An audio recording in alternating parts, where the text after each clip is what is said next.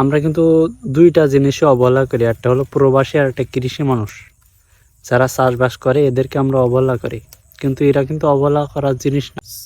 আসসালামু আলাইকুম রহমতুল্লাহি ওয়া বারাকাতুহু। আজকে কিছু কথা বলার জন্য এই ভিডিওটা করা। কৃষি বিষয় নিয়ে কিছু কথা বলবো।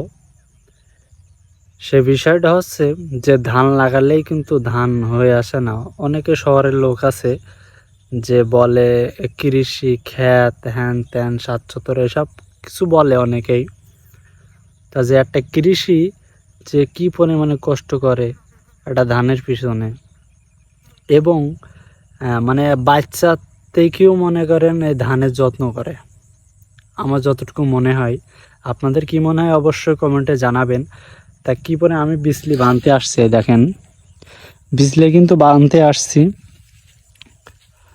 কিন্তু কি পরিমাণে আমি একটু শেয়ার করার জন্য আর কি এই ভিডিওটা করা।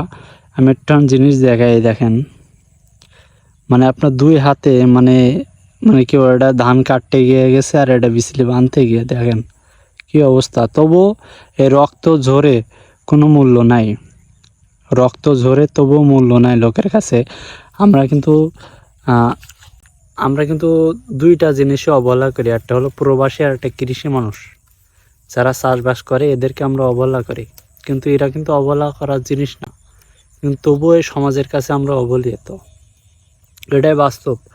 হয়তো কমেন্টে অনেক লোক অনেক কথা বলবে, কিন্তু যেটা সত্যি সেটা তো সত্যি বলাই যায়, এটা আমি মনে করি। আর উচিত কথা বলাটাই উত্তম। সবাই ভালো থাকবেন, ধন্যবাদ।